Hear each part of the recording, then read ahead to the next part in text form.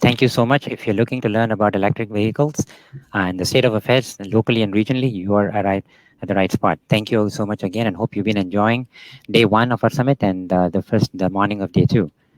I'm Anand Natarajan. I am the energy manager for the Mayor's Office of Sustainability, City of Cleveland, and I'll be moderating the session today. We have a distinguished panel of speakers who I'm going to introduce very shortly.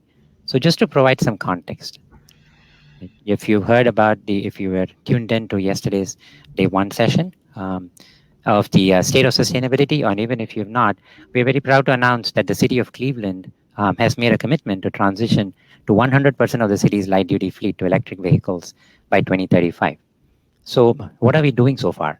We've already have 5 electric vehicles in use, and we've just about ordered 40 electric vehicles during 2020 and 2021. Most of them just ordered recently in 2021.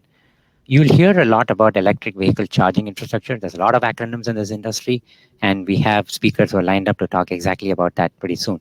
But just to note that we have a few level 2 chargers installed already in city facilities, and there are other locations and types of charging that are being determined as we speak. All of this builds on actions that we have already embedded in our City of Cleveland's climate action plan for both the community and local operations.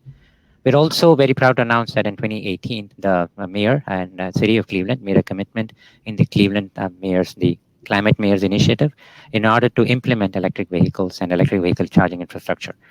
And in 2021, we also released what is called as the Cleveland's Clean and Equitable Energy Future. Obviously, looking to embed electric vehicles, and part of the planning process as the city at large, right, looks to transition to 100% renewable electricity by 2050. Certainly, electric vehicles makes a big impact there. Just a small anecdote I wanted to share. Yesterday, I'm a driver in electric vehicle in Nissan Leaf, by the way. I was driving out back home after work, and at a cross street, lo and behold, this very car that I have in front of me was being driven by our city fleet vehicle. It was driven by parking enforcement officer. You know how much we all love parking enforcement, right? But I still rolled down my windows and I gave a big shout out to the parking enforcement. Yes, I can actually see the vehicle being used by city fleet. I was so excited, trust me, because it took a lot of effort and work to get to this point at this point. So we have a few departments who are actively using electric vehicles, building and housing, airports, and parking. And as we proceed, we are hoping to get more adoption in the city fleet. What are we doing in as far as public infrastructure goes, right? It's not just about city fleet, right? We want to make sure that we are also providing public charging, right? And so it is a big undertaking, and we are very fortunate to announce that through the Ohio EPS grant, which you will hear more about, two public charging station locations were identified and selected. We are installing one on the east side at a new Ward 1 Rec Center. It's called the Frederick Douglass Rec Center, and one on the west side in the Cleveland Hopkins Airport Red Lot. And also through the NOACA's EVSE program, which you will hear a lot about, we are also installing charging stations at the West Side Market and the Willard Garage. And we are continuing to work on streamlining the permitting and inspection process for public and charging stations every time. It's a big process. So without much further ado, I would like to go ahead and introduce all three speakers at this point, just in the interest of time. And so the first, we have Brandon Jones. Brandon Jones comes to us from Cleveland Clean Fields, Ohio. He's a consulting services manager, and is responsible for administering and delivering consulting services for fleet analysis and planning. This includes overseeing and executing outreach, education, and relationship building activities with key partners and stakeholders. Next up, we'll have Dr. Ali Makaraji. Ali Makaraji is a Director of Transportation Planning and Engineering Division at Northeast Ohio Area-Wide Coordinating Agency, otherwise as we know as NOACA, where he leads a team of planners, engineers, and modelers. Dr. Makarachi has 30 years of transportation planning and modeling experience, but spending a considerable amount of time in the US and the Middle East. He's also worked as a transportation planner at public sector for the city of Phoenix. Last but certainly not the least, we have Michael Peters, a good friend of mine from Shaker.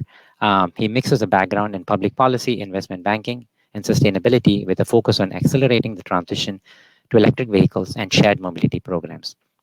He is the CEO and co-founder of Cleveland-based Sway Mobility, an electric vehicle car shared platform, and Sway Electric, an EV charging equipment reseller and operator. So those are the bios. I'm going to load up Brandon Jones, if you can come on stage. I'm going to just start your presentation, and then we'll get going. So.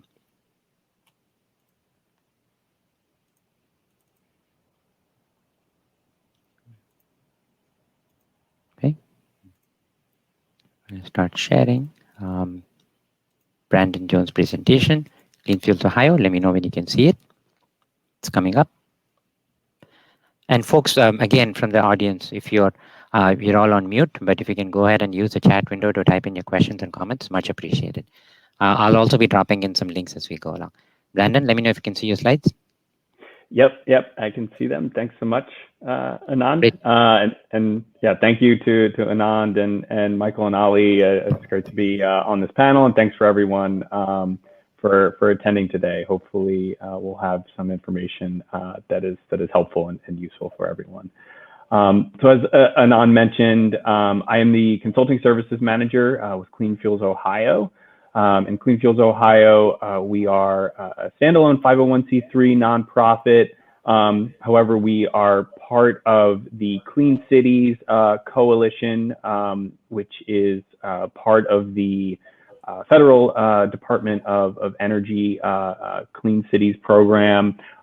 So we and our partner Clean Cities, we work to advocate for clean transportation solutions in our state. And we are based in Columbus, but we work statewide in Ohio. And you can move to the next slide, Anand. So today I'll be beginning with a market overview of where EVs and electrification are right now, both nationwide and in Ohio.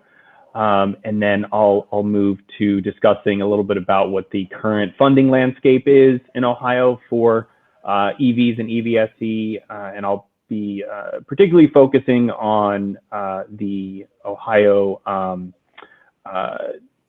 Diesel Mitigation Trust Fund through the Ohio EPA and the VW settlement funding that they allocate through that program.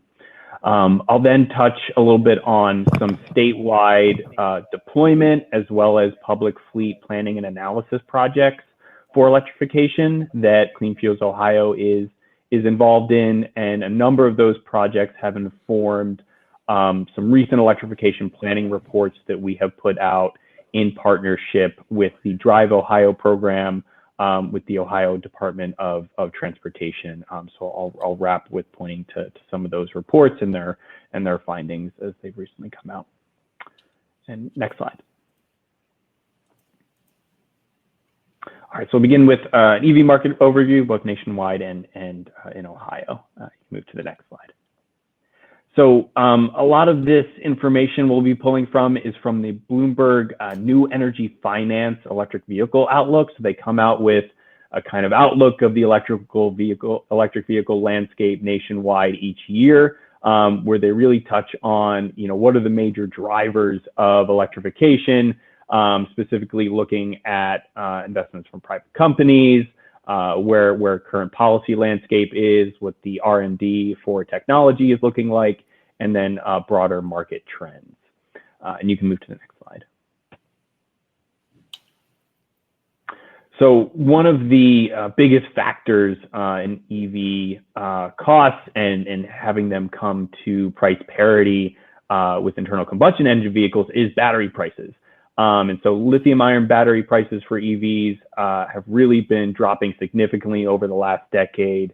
And a lot of experts say we expect to see price parity for EVs with ICE vehicles once we see battery costs at around $100 per kilowatt hour. Right now we're at $137 per kilowatt hour, and we're expecting to see us reach that price parity point based on battery prices by the middle of this decade. So really exciting time in the next couple of years here. And then based on the data they have, Bloomberg NEF has projections for over the next 5 years for US EV sales. In 2020, EVs were just 4% of US car sales, but we are expecting that to really accelerate by the middle of the decade up to 16% there. And I'll do a little bit of a deeper dive on kind of what that looks like within different transportation sectors here. So already with 2- and 3-wheelers and buses, you can see that EVs make a large share of the sales within those sectors already. And that's 44% and 39% respectively of the total sales within those sectors are EVs. And then lower with passenger cars and with vans and trucks, but those are expected to expand further. So these numbers here are where the current landscape is, and then we'll look a little bit closer at projections here next on how they're anticipated to grow from there. So you can move to the next slide here, Anand. So these are looking at the projections for those same subsectors of transportation. You can see for 2- and 3-wheelers and buses, that growth that we have seen for them is mostly going to continue apace, but where we're really going to see the growth expand in the next 2 decades, we anticipate is with passenger cars and those light-duty commercial vehicles, as well as some more medium and heavy-duty commercial vehicles coming onto the market as well. But you can really see the growth expanding for passenger cars and light commercial vehicles. So that's going to be a big driver of the U.S. EV sales as more models become available within those subsectors of transportation. You can move to the next one. And this is a lot going on here, but really just wanted to highlight that, and this is from Atlas EV Hub, where they track bi-monthly the EV sales and EV market share over time. And we've really seen an explosion of growth in EV sales this year since March, as you can see. They've just updated it through the summer now, but this is continue to pace through the summer and into the fall. Is that since March of this year, we've really seen an explosion nationwide of EV sales, and it's a trend that we can expect to continue here. You can move to the next slide. Digging a little bit into what this looks like and means for Ohio, we've actually seen the EV sales growth in Ohio be really matching the sales growth for EVs that we see nationwide. So biggest takeaway that we can see from the data on this slide is that since about March or April, around that same time that we see U.S. EV sales growth really expanding this year, we see that since about April, each month this year in Ohio, the U.S. EV sales have been about double what they've been for that month in the past 2 or 3 years. And so you can see that's a trend that we've seen continue through this past month in September. So really, a kind of explosion of growth in Ohio U.S. EV sales that is matching the sales growth that we are seeing nationwide. And you can move to the next slide there, Not. And so wrapping up with our market overview there, both nationwide and for Ohio, now I'll look a little bit at what the funding landscape for EVs and for EV charging looks like in Ohio. You can move to the next slide.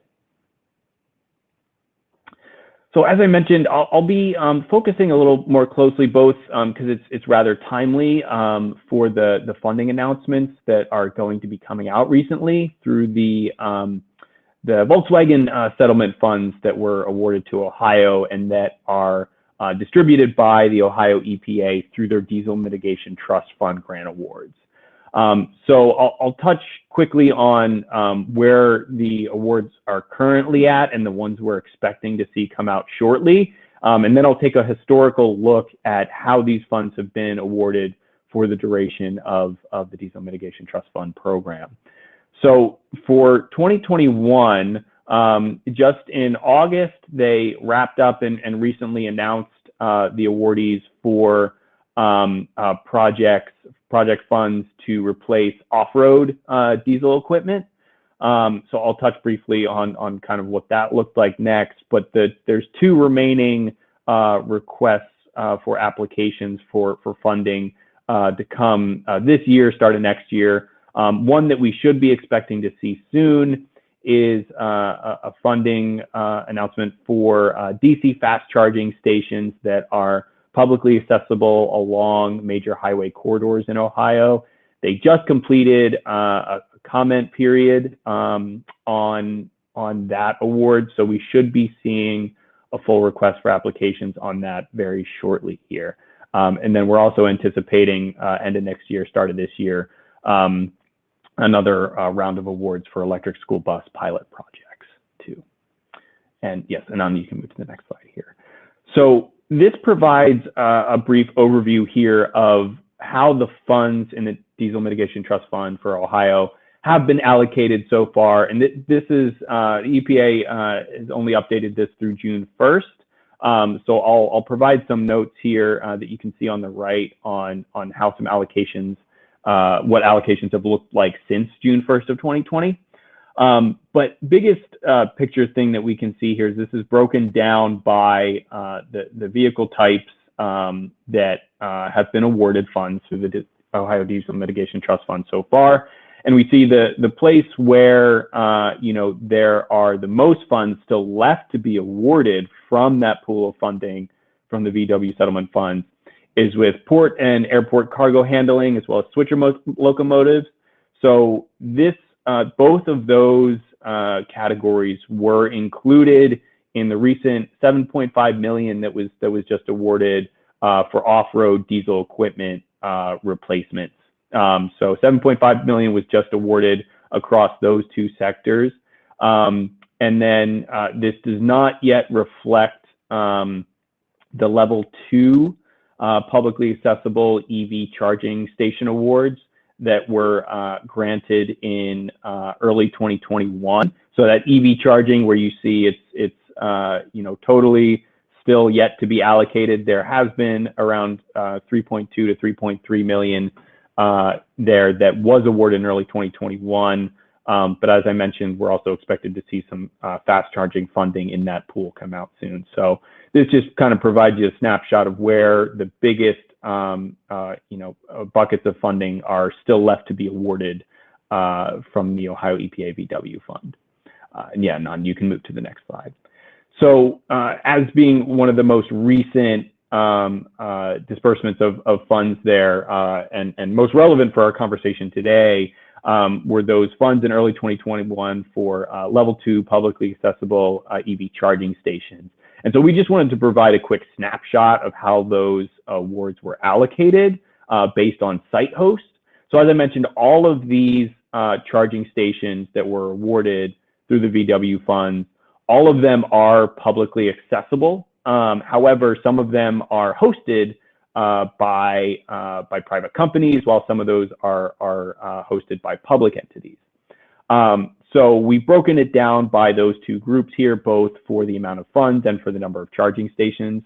So we can see here that the private entities are the ones that that are outsized in terms of both the number of stations and funds. However, they are more outsized in terms of the number of stations they were awarded, whereas the number of funds awarded is a little bit closer to 50-50 between private and public site hosts.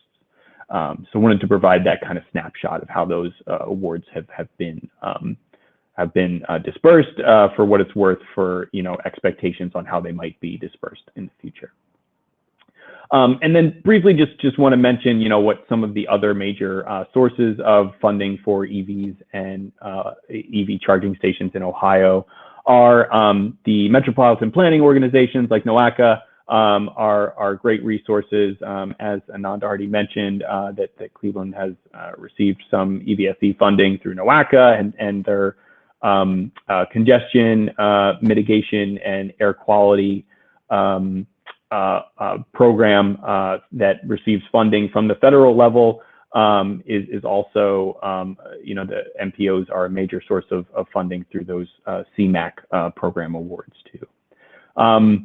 Briefly for, utilities often in Ohio are providing incentives for electric vehicle charging stations. AEP Ohio, Duke, and Dayton Power and Light either have active ones currently going on or are undergoing rate cases with the Public Utilities Commission to have new programs undergone. First Energy, we know, is in development on wanting to propose a rate case to PUCO. However, they do not have any active ones as of yet, but it is in development for First Energy. And then the U.S. Department of Energy, Office of Energy Efficiency and Renewable Energy, They come out with annual awards for clean energy and clean transportation, often focused on electric vehicles as well. So those are just a couple of other funding sources to keep in mind, both nationwide and in Ohio. And now I'll touch briefly on some deployment projects that we are working on Clean Fuels Ohio. So we have two partner projects that we're currently working on to deploy medium and heavy duty EV trucks. Our first project is with Bimbo Bakeries, Pitt, Ohio, and the city of Columbus on, you can see respectively, medium duty EV step van, box truck, and refuse truck. And we're helping to deploy those vehicles and then to collect operational and financial performance data on the operations and use of those vehicles, as well as working to distribute those findings to stakeholders to demonstrate these proof of concept vehicles and how they can work in real world fleets. You can move to the next slide. And go back one more. And so this is the other partner project that we're working on. You can move forward one slide there.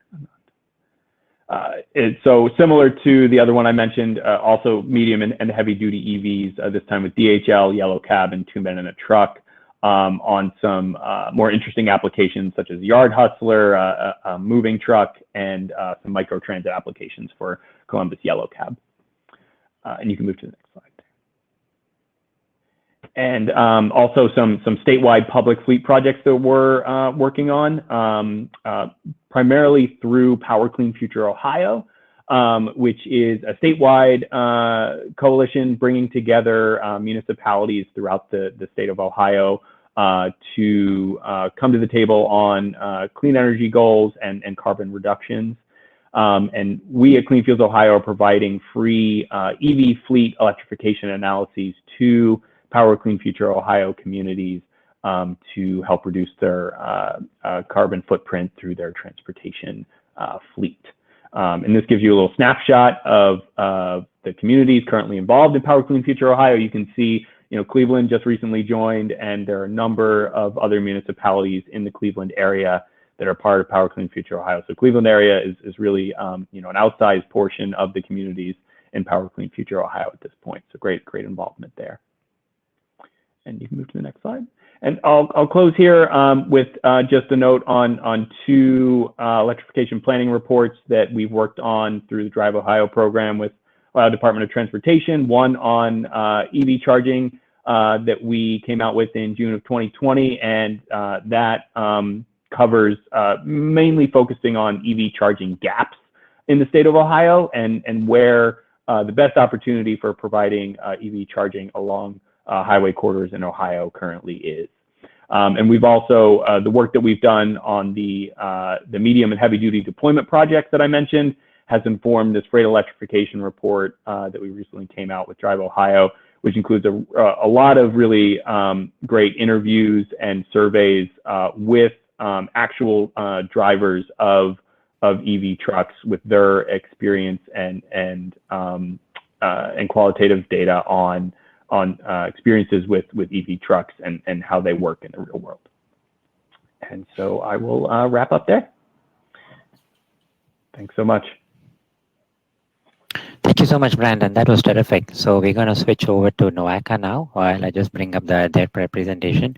And obviously, folks, feel free to stick around for questions as they come along. And let me just quickly get the presentation started for NOACA.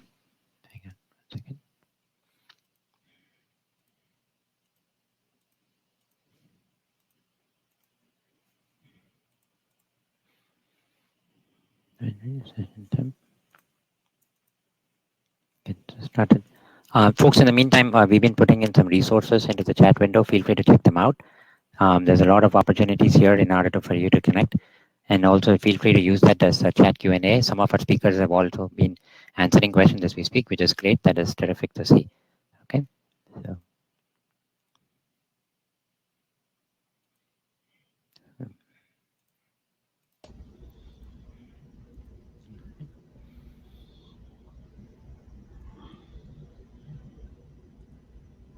Give me 1 second while I get this going.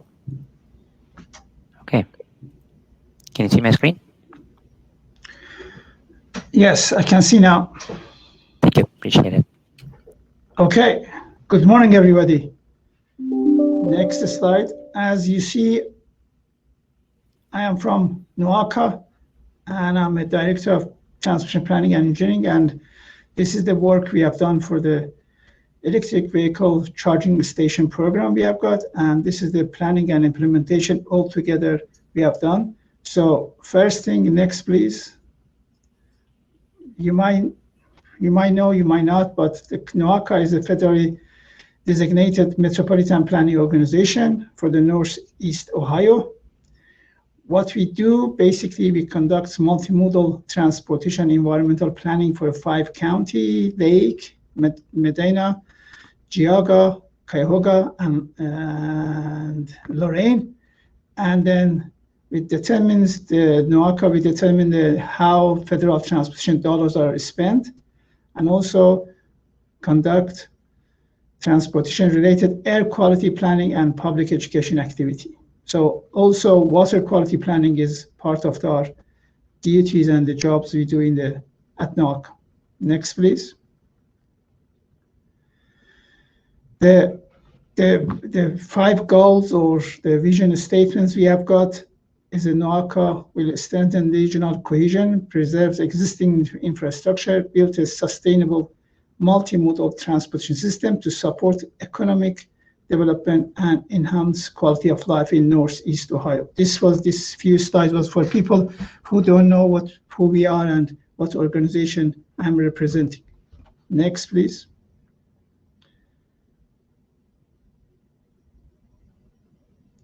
Okay, one of the things I mentioned, and you saw that air quality is one of the things we concern and work on this air quality. And this chart and this pie charts basically shows what is happening in terms of the emissions in the US and our region. You can see transportation is about 28% in the US, that's a current. And then if you look at the right-hand side, that's 30% of the passenger cars, basically the GHG or greenhouse gas emissions comes from the transportation, and the light duty 45%. So you can see basically cars are making more pollutant and producing more emissions and in this regard. Now, next, that's a background for why we are interested to go look at the electric cars, and basically Brandon showed some of these statistics and used some of the basically sources we have used, but what we didn't just use one, we used more than that, because some of the research organizations use basically overestimate, some of them underestimate. We took the middle ground, and basically what you see here is in 2018 there were about 1 million EV electric vehicles, and middle ground estimates is by 2030 is about 18.7 million in the country.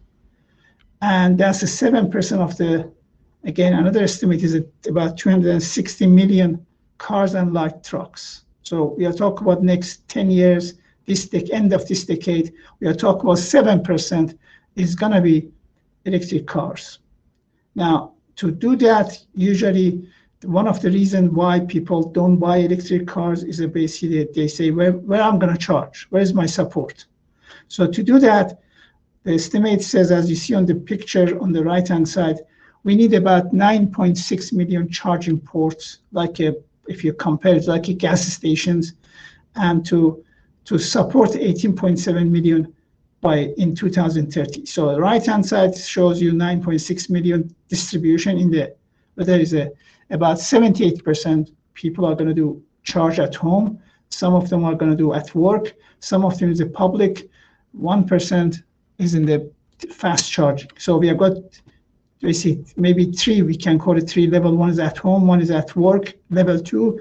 One is the fast charging, which is going to be mainly, you will see mainly on the freeways, by the freeways, somewhere people can fast traveling through and they can fast charge the batteries and quickly and move on. So that's the 9.6 million charging ports we need by 2030 in the country. Next. So we come back to our region and we looked at this again based on the what you might see some of the numbers is a slightly different. What Brandon showed you is the same source, same numbers, but maybe depends on what you consider, whether you consider plug-in hybrid cars, you don't consider just plug-in. So that's the difference, minor differences there. Maybe you compare this this presentation with the previous and you say, oh, there's a difference. It's the same, similar. So we forecasted for next 10 years and see what happens in our region and how we're going to grow. Obviously, in the beginning, it's going to be slow, and then it's going to, as with the other states and in other countries, it's getting faster and faster. You can see the growth from 2019 to 2030 is much higher than just 2021 to 22. That's gradually, as support gets, we increase the support, we increase the charging ports, people are going to more cars, electric cars, and use more electric cars. Next, please. So on the previous slide, you saw there's about 28,000 by 2030 in our region. We are estimating it's going to be electric cars. Now, one quick comparison between the electric cars and the gas, what we are using, what most of us using now is right now in the NOACA region, we are talking about 1,600 plug-in electric car vehicles. And if we assume 15,000 VMT vehicle mile travel in a year, if you use our cars 15 miles per year, the charges based on the current 3.6 cents per mile is going to be charged 540 based on what which electric companies charge here. And that's about 3.6 cents per mile. Comparing with a conventional car vehicle, we are just using as if, gas fuel is going to be, if we assume 22.9 mile per gallon, which is a good, highest good cars, new cars, and 2.6 per gallon, the $2.6 per gallon for a gas, which is now recently, I did put yesterday, it was with $3, but 2.6 is about, so you can compare, is about 1/3, 1/4 of the charge, basically in terms of the fuel charge for the electric car compared with the cars, gas cars we have got now. Next. Okay, we did one of the tasks we wanted to do, and it was to basically identify where we are going to put this charging, where is the best place, what's the optimal place to put this charging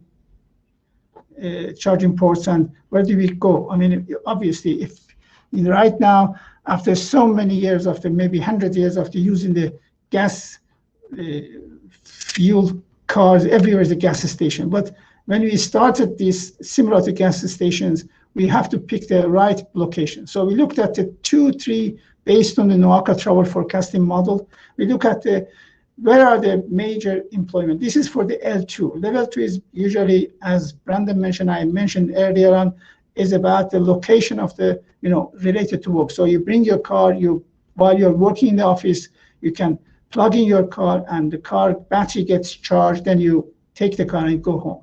So that's basically the idea behind this. So that's the level 2, which is related to employment. So that's why in the left-hand side picture, on the purple one, we are looking at the major employment center. That's again based on the census, based on our travel demand model. And then we look at the work trips, where they go, where are the major, and put them together, and we come up the right-hand side, the map you can see for each major is a bit tiny. You might not read the numbers, and there was no purpose not to hide them, but it was a tiny map. So you will see for each center, each employment center, we have got some proposal for basically suggestion for the number of the charging ports are required to support the electric cars based on the estimates. All this, it was a model we developed and a mathematical model to come up with this for the different location of the employment centers. Next, please.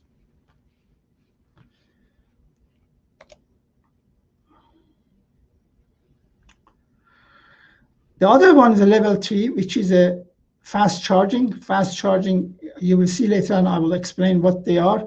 And then we look at only, as I mentioned, traffic, through traffic and traffic going, is not just for all type of trips, not just the workshopping and going through social trips. Everything is here. So we look at, again, these are based on our NOACA travel forecasting model, and we identify the locations, and then the level 3 are based on the true traffic and basically looking at the volume of the freeways, high arterial, major arterials, and allocating them based on, again, where is the best, more people, more cars, more suitable for that. As I said, as now is a mathematical model we've developed, and we came up with these locations. Later on you will see.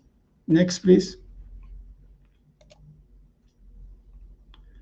Okay, this shows the locations, and that's for the L2, DC, fast charging, and red one shows both of them. Some location is got both of them, L2 and the level 2 and the DCFC. So that's a map. You can go to our website, NOACA website. This map is there. You can see that. So these are the location we started basically in terms of the planning for the charging ports, and that's what the final map was. Looks like this last year. Next, please. Okay, but at the same time, NOACA board basically approved $3 million for the TIP, Transportation Improvement Plan program, from 2021 to 2024, spent on the EV charging station program. That's basically implementing the EV charging station based on the sites we had. But obviously those sites was based on our model and what we thought is, but we went back and we look at our partners in the community and basically adjusted those locations, and we will see in the, so, but whole program was based on the CMAQ, and it was using this for improving air quality and create a more sustainable transportation system for the Northeast Ohio. Next. There, as I mentioned, we have got 5 counties in our region. NOACA is basically responsible for transportation planning for 5 counties. So 40 committees and agencies, and for these 48 sites, and we are talking about 125 to 150 EV charging ports. So we looked at this for this $3 million to spend, and then, as I said, the previous map was on the basically planning level. Then we talked to community, and they come up with this. We adjusted, and these are the ones now we have identifiable locations showing in the green. And this map is pretty good. Shows where the electric companies are, basically their territory and their responsibility, and then we go from there. So that's the one. Next, please. So I mentioned level 2 and level 3. Maybe just recap what this program is for. Both of them, this $3 million. Level 2 is usually 2 to 4 dual ports, and it takes 4 to 6 hours. Again, this is based on the today's technology, and it might be faster, but DCFC is 1 to 4 and full charge 30 to 60 minutes. That's mainly on the roundabout interchanges where they see some people can go through, they can stop, have a bite, then take the car and charge and go. But the one level 2 is for the working place, and you come there, as I said, you put there your cars and you work, and then in the afternoon when you go home, you take the car, charge, and so these are the 2 levels right now. Next.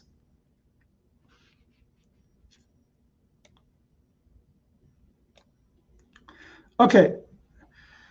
What is basically our responsibility? We are doing this work rather than 40 communities get involved and do this. We are doing for them, and basically developing the plan, specification, estimate the accordance which is required by the federal project development process or environmental documentation, right-of-way, certification to ODOT, Ohio Department of Transportation, design and specification, procurement, and construction. All these we are doing basically to, rather than leaving it to all the community and come back. So we are doing it for for them, and just get quickly to carry on the project. Next. Obviously, we are sharing this responsibility with them. So we do the NOACA. As I said, we do the site evaluation, selection, and the partner is gonna, which is the communities or any city or any organization working with us, is gonna be maintaining the equipment and right of way and, you know, electric cost structures, data sharing, that kind of things. We are not doing, and partners or communities who wants to work with us and put these charges in their community, they work on this. Next. So obviously there are some cost considerations here. Electricity supply, again, partners, the communities may structure fees for electric consumptions and demand charges, all this is, and billing transactions, all this cost and everything is done by is basically OM part of the project, operations and maintenance. And so management time, everything is gonna be by them. And so we are just, you know, providing the first phase of the implementation, the maintenance is by them. Next.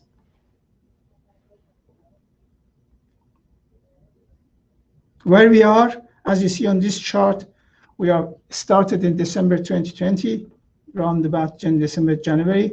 So we announced, we gone through these steps and we basically finalized the planned EVSE or charging port locations. Now we are in the basically visiting the partners' sites and finalizing it, and then we're gonna carry on 2-3 more steps, and hopefully by end of the November 2020, we will have construction, all this charging in the communities who are working with us, and that's the part of from the planning to implementation and carry on. That's my presentation. Thank you very much, Ali. That is really appreciated. We do have Randy Lane from NOACA also online if needed to get questions. So we're going to jump quickly to the last presentation. I'm going to just bring that up. Let me know if you can see my slides. If yes, Michael, take it away. Yep, we're good. Thank you very much. And thanks, everyone. I wanted to start by giving a little bit of context for residents about some of the things we've been talking about. We can go to the next slide. Yes. And what we've seen, we just saw Dr. Makaraji talked about how greenhouse gases, that transportation is the largest contributor to greenhouse gases. So that's one of the important reasons why we're talking a lot about EVs today. The second one, as Brandon talked about in his presentation, the transition to electric vehicles is happening, and it's happening quickly. Billions of dollars are being invested by the automakers in EVs. We've seen GM commit to basically only selling EVs by 2035. Ford in Europe around the same time, Volkswagen around the same time. So this transition is definitely happening. It's just really a matter of how fast it will accelerate.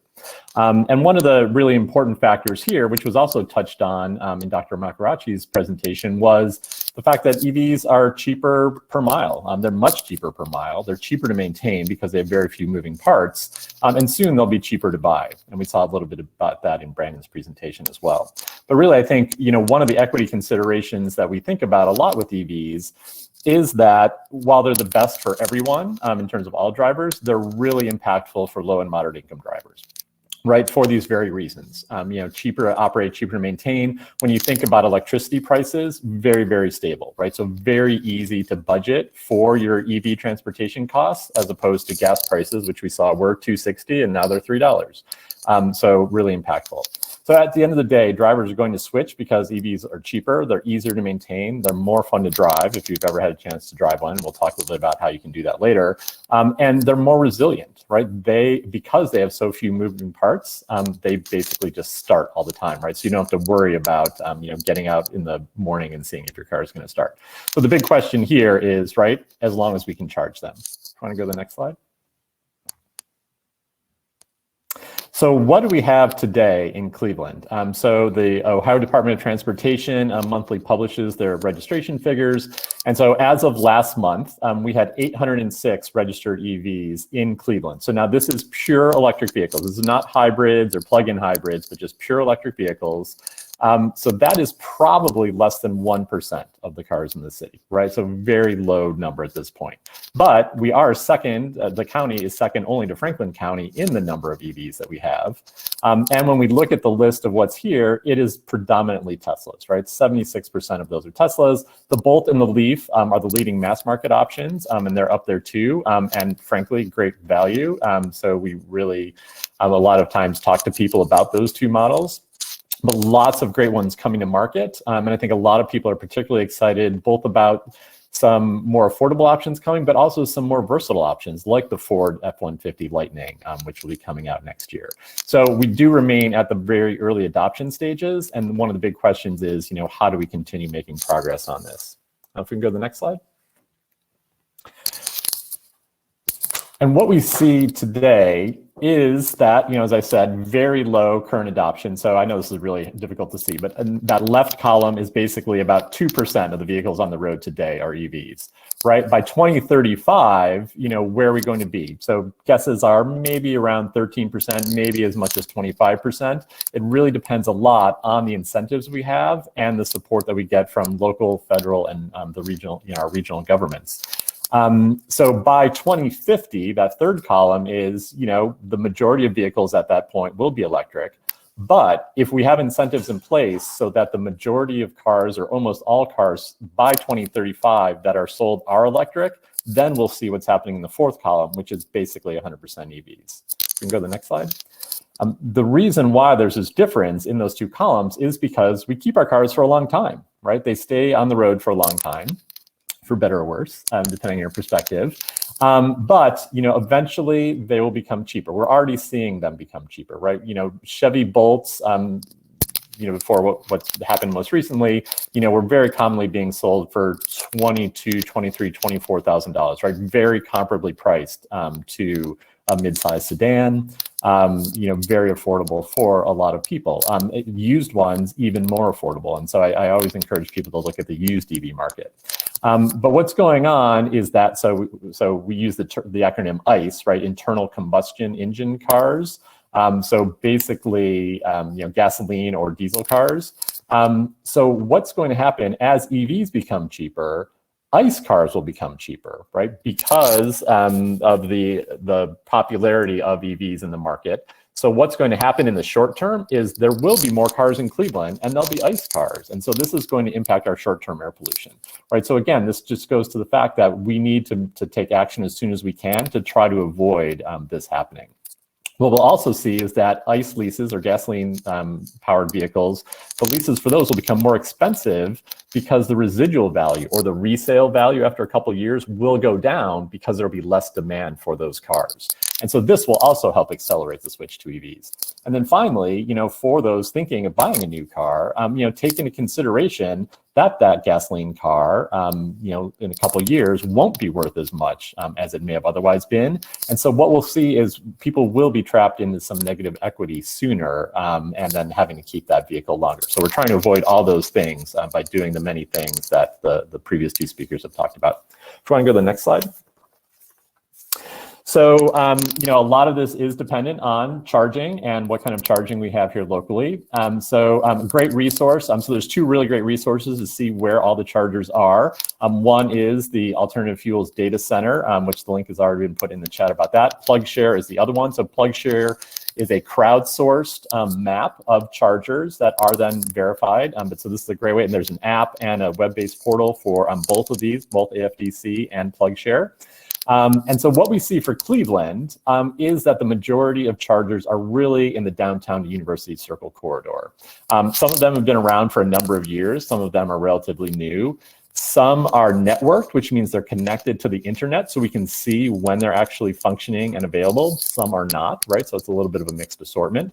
However, most of them are in paid parking lots or garages or things like that, right? So when it comes to, equity and being accessible, we're not doing so great.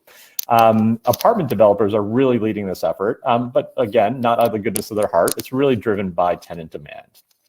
So as we see more and more tenants, asking for this amenity, we're gradually seeing that increase. Try and go to the next slide. The next slide is, this is really just zeroed in more on what we have here. And so we see here, the majority of these are downtown parking lots, parking garages, a couple of hotels have them, but they are at the Great Lakes Science Center. There is one over on the west side that's a little bit more available. In the Midtown corridor at the Baker Electric building, which is kind of famous for at one point being the place where electric vehicles were made in the early 1900s in Cleveland. There's one there, and then in University Circle, there are a number there that are more accessible. You can go ahead and go to the next one. And so this is talking about where we're seeing the growth happen. So with NOACA, we're seeing chargers being put into the Willard Garage, so downtown, so public parking. At the Cleveland Public Library branch, the new branch that's being built in the Huff neighborhood, the Tri-C Metro campus, so that one should be publicly available. Edgewater Park and the Brook Park RTA station. So those will all, and so most of those will, they'll all be publicly accessible, but they're also, a little bit more spread out. With the Ohio EPA, we saw where some of those were going in. So again, all these do have to be publicly accessible. So the Link 59 in Midtown, the Huntington Garage downtown, the Church and State apartment building in Ohio City. So that will be in their public parking garage. And then in University Circle, the Ford Garage, which already does have a charger, but they're getting another one there. And then going out to the east side, the Ward 1 Rec Center will have it. So that will really be the first one publicly available on the east side for residents there. And then on the west side, the airport lot and the Metro Health parking garage. So we're starting to see an expansion, still really not an equitable expansion around the city, but an expansion nonetheless.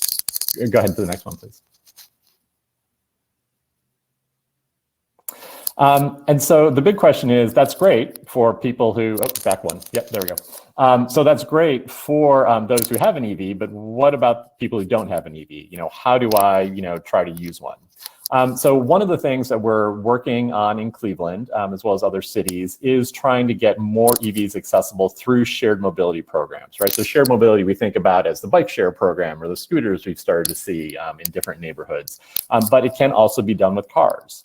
And so right now, there are a couple in Cleveland. So not all of them are publicly accessible, and I'll talk about that in a second. But so the Centers for Families and Children has an EV that is accessible to the participants in the El Barrio Workforce Training Program, as well as they get RTA passes. So this is part of the Paradox Prize that was sponsored by the Fund for Economic Future. Great program. So anyone who's part of the El Barrio program, they have access to an EV for free. There's a developer on the east side of Cleveland who's done a new apartment complex on Larchmere Boulevard. That one is a combination of an EV, a couple of e-bikes, and RTA passes. So every tenant in that apartment building gets a monthly allocation to use those different mobility sources. And we're happy to announce today, we're in the very final stages of our first sponsor for Ohio City Car Share. So a developer in Ohio City is going to sponsor a car there that will be available not only to the tenants in that building, but also to the public. And we hope this is the first of many in Ohio City. And so we'll put it in the chat, but if you go to ohiocitycarshare.com, you can sign up to get notified when that program is live. The final one is, over the summer, we worked very diligently with a lot of people. So we had 15 collaborators working on a Department of Energy grant. We're hoping to hear later this month on whether we got that or not, but that would bring EV car share and charging to almost every neighborhood in the city of Cleveland. So, it's a very competitive program. We don't know that we'll get it, but a lot of great groundwork was laid for that. So I feel like even if we don't get the grant, which hopefully we will still make progress on that. We can go to the last slide. Oh, there we go. And so, really at the end of the day, how do we make EVs more accessible and equitable, right? So again, federal and state leadership would be great, but we have to do things locally because, that's what we can do. So certainly increasing accessibility to EV charging, particularly outside of downtown and University Circle, right? We really have, these charging deserts in most neighborhoods. And so workplace charging, very, very impactful. The DOE did a report a couple of years ago. employees who have access to workplace charging are 6 times more likely to look at an EV as their next car. So really, really impactful. Multifamily, apartments, condos, all great places for charging, and neighborhood centers like the Ward 1 Rec Center. So really, that's a great precedent to set there. So hopefully we can see them at all the rec centers around the city. Attend EV events. So we have a grassroots EV car club that's open to anyone, whether you have an EV or not, in Northeast Ohio. It's called Drive Electric NEO. It is part of the Clean Fuels Ohio's Drive Electric program. Events throughout the summer. I think they're kind of winding down now, but for example, every Wednesday somewhere around Northeast Ohio, there's an ice cream social where basically EV drivers, on a Wednesday night, grab an ice cream, stand around a parking lot, and talk to people about their EVs. These are not dealers; these are people who drive them every day and are using them, as their daily commuter. So really, a great resource to just talk to people who do it every day. We do have annual events like National Drive Electric Week, which is a great way to see EVs. And there's the Electric Vehicle Association and Plug in America, which are also 2 great resources to learn more about EVs. Encourage the businesses you patronize to offer charging. It's been demonstrated that coffee shops and restaurants and places like that, where people dwell for generally at least an hour or so, can really benefit from offering EV as a service, because EV drivers search out those locations. As we were doing in the chat a little bit before, contact your legislators. Really important. There have been a number of EV incentive programs in the Ohio House and Senate. We really need support for those to really get them across the finish line. And to the extent that you can, if you are a business or someone who's in the position to do it, sponsor a charger in your neighborhood or in your workplace, or a car share program like these developers in Ohio City. And so with that, I know we're running out of time, so I'll wrap it up there. Michael, thank you so much. That was terrific. So folks, there is a lot of electricity and enthusiasm in the room, pardon the pun. But we've been allocated an additional 15 minutes because of so much information that we have to share. So if speakers can stay on, we would very much love to continue to interact in Q&A. And I know as a moderator, I have a few questions. Michael and Brandon, are you able to stay along for 10 more minutes, absolutely. 15 more minutes? Okay, so we do have time until noon. Yeah. And also for everybody attending here, I think the next session doesn't start for a while. So we would love for you to stay back. There's just so much enthusiasm and energy because this is a hot topic, right? And so, thank you again for everybody who's able to sit back. And Brandon and Michael and Ali, I know, had to leave. Randy from NOACA is with us, by the way. Again, this has been terrific. And Michael, Brandon, thank you for answering all the questions that they come in through chat. You made my life much easier and my work easier. I guess if there are any questions that didn't seem to be addressed, I think there was a lot of questions about policy. Michael and Brandon, if you want to talk about state policy and what we can do, what people can do to take action. Either of you can go ahead. Yeah, Brandon, you probably followed a little more closely being in Columbus. Sure. Yeah. I can provide a couple updates. One, specifically, I think Jane in the chat asked about the annual registration fee for EV plates. We did a lot of work on trying to change that in the recent budget earlier this year, and unfortunately we're not able to get anywhere with the General Assembly on it. So that's something that's definitely on our radar, and that we're working hard to figure out how to revisit and how to keep the pressure on with that, because we know that is really a strong deterrent. So yeah, thanks. Jane, for bringing that up in the chat. A really important thing that needs work in Ohio, and that really we differentiates us in a bad way from some other state incentives and work on that front. The other thing is we are currently working with the General Assembly on a package we're hoping to see move forward on. We're calling Accelerating Ohio's Auto Industry, that's going to focus on EVs and EMV incentives statewide. So those are kind of 2 policy fronts that we're currently working on with the General Assembly, and hoping to see some incremental movement on. Great. Thank you so much, Brandon. I'm also seeing a couple of questions come in through the chat window recently about home-based charging. I'm sure there is a lot of thought around that. So if one of you wants to take it on and let the audience know what's going on there. So. Yeah, I can talk a little bit about that, having done it for a number of years in my own home. So basically, there's really 2 ways to do it, and it really depends on how much you drive every day, right? So for many, many years, I just plugged into the regular 120 volt outlet in my garage. So, fortunately I have a short commute. If I drive 20 or 30 miles in a day, that's a pretty big day for me. So a regular outlet in my garage, which gives me about 4 miles of range for every hour I'm plugged in, right, can get me 40 or 50 miles over the course of the evening. So that, frankly, was plenty for me. When we became an all-electric vehicle household, we needed to do some longer trips, things like that. I go to Columbus, I go to Detroit. And so in those cases, I did want a level 2 charger. So that's a 240 volt charger, just like an electric dryer. And many of the current electric vehicles are coming with a level 2 charger as part of the car, right? So you get basically a glorified extension cord with the car. Initially, they used to only be 120 volt. Now, most of them are either 120 or 240. So if you have that electric dryer outlet in or near your garage, it's pretty easy, right? And cost effective. If not, you might have to have that outlet put in, usually a couple $100 from an electrician.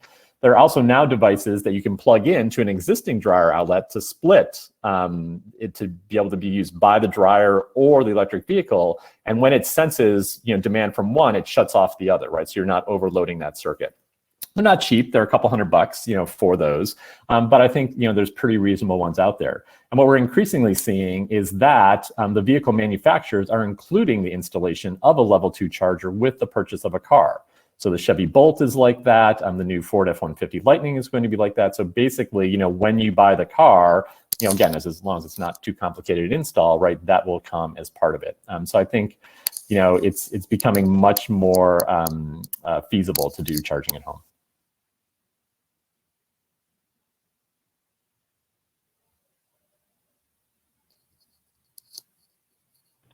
You're muted, Anand. Yes. So yeah, but one question that came up is, what are we doing in order to upgrade our electric infrastructure? Right. I mean, there's all these chargers coming online. I mean, right. Any of you can take this on in terms of what's happening in terms of greening the grid and also preparing the grid for all the chargers coming on.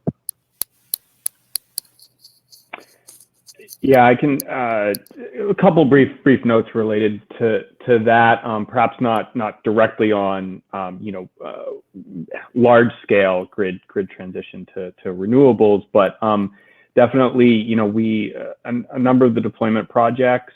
Some of the deployment projects that I mentioned in my presentation that we're working with are working on kind of microgrid applications of renewable energy as they're installing their chargers. So working on getting, site hosts who are working on getting solar panels up and running to help with additional capacity for having chargers on site. One area that we really see being crucial for this, particularly for EVs, that is much more in control of the transportation sector, that of course needs to come hand in hand with the transition to renewables on the grid, is the development of vehicle to grid technology for chargers and for EVs, to really be able to buffer grid demand so that EVs are not just a draw on the grid, but can actually discharge onto the grid and can be a way of managing grid load and be more beneficial to managing grid load as you have more EVs on the road that are vehicle to grid capable. And then, once we scale that up, you're in a situation where you have more grid resiliency when you have more EVs rather than it being a further draw and creating more vulnerabilities on the grid by more EVs. So a lot of that is still very much in the research and development stage, but that's kind of the direction we're going for thinking about as we scale up and as we see more EVs on the road and more EV chargers. The vehicle to grid is going to be a big part of the transition if the scaling is going to work with grid capacity effectively. Yeah, and I would just quickly add, the PUCO, the Public Utilities Commission of Ohio, did a study on this a year or so ago, and basically, that was the result of that study, was that EVs can actually make the grid more resilient. Right, which seems to be kind of a irony, but that's what. And also, I would also ask people to check out EPRI. They do a lot of work on this, and they've also done a lot of grid resiliency in terms of the fact that yes, all the charging stations can come online. Certainly, you have to manage your demand charges, but otherwise, it seems to be doable. Now, there's one question that came up from Erica. How are the park systems participating in EV stations statewide? And if any one of you can take it on. Yeah, I mean, so I'll just say, you know, we've been talking to Metro Parks for a long time. Metro Parks is definitely, you know, working on this, and I think, you know, starting to do this. I would personally love to see them at the zoo, which I think is going to happen soon. But also, you know, as part of the first round of the Ohio EPA grants, a part of that money was allocated to state parks. So we're seeing them in a number of state parks. I know the lodge at Geneva has had chargers for a number of years.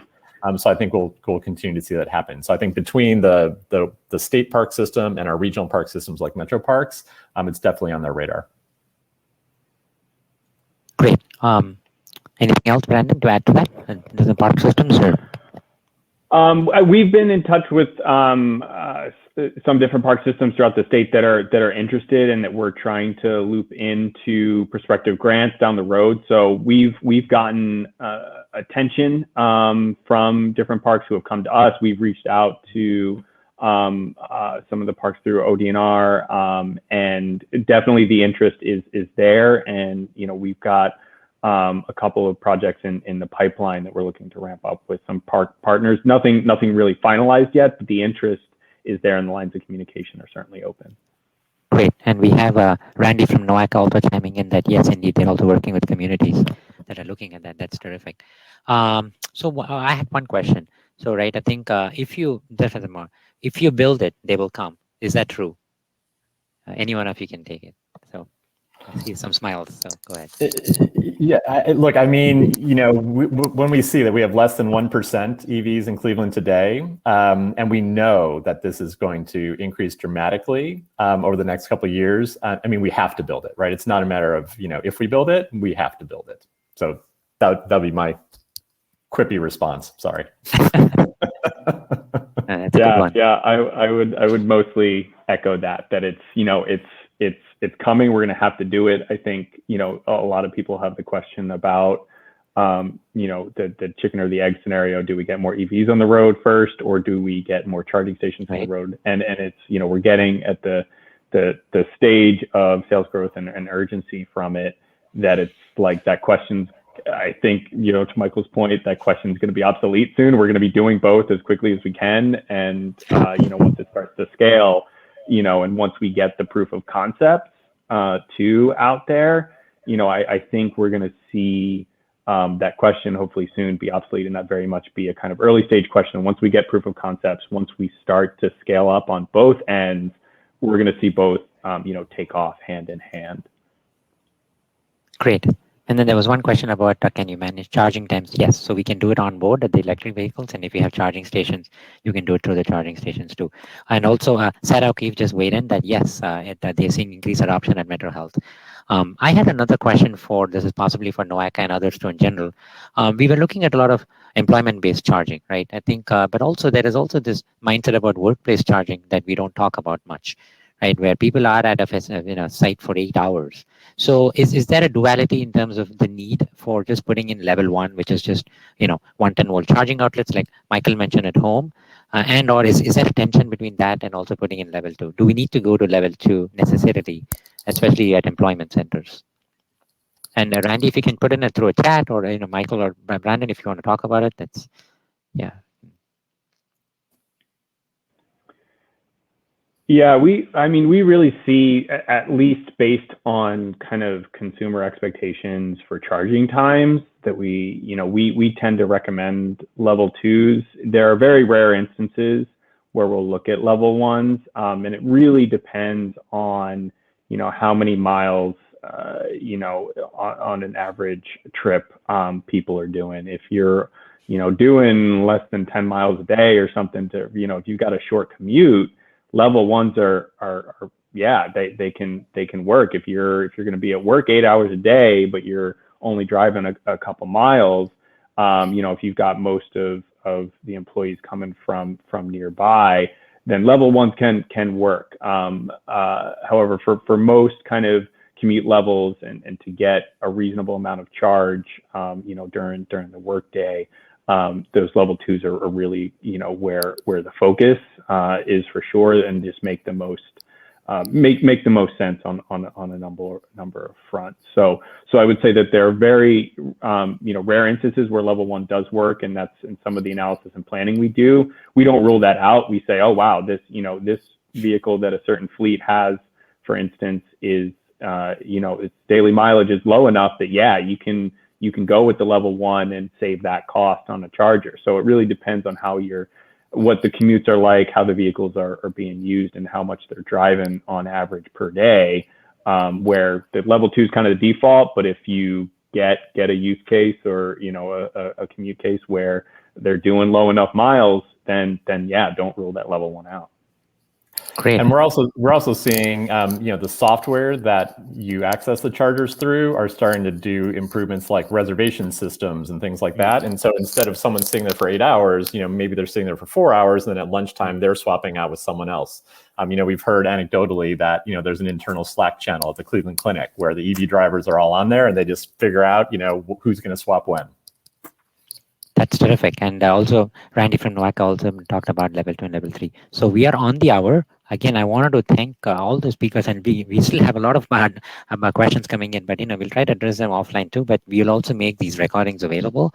There's a lot of resources we dropped in, and Michael and Brandon and Randy and Ali, thank you so much for also answering these questions dynamically through this online portal. And thank you so much for all your inputs again. Like I said, we could keep going, right, for hours. So we should have an EV level, like a level 1, a second part to this. But thank you once again, and we hope to stay connected. And just do join us for other sessions this afternoon. Thank you.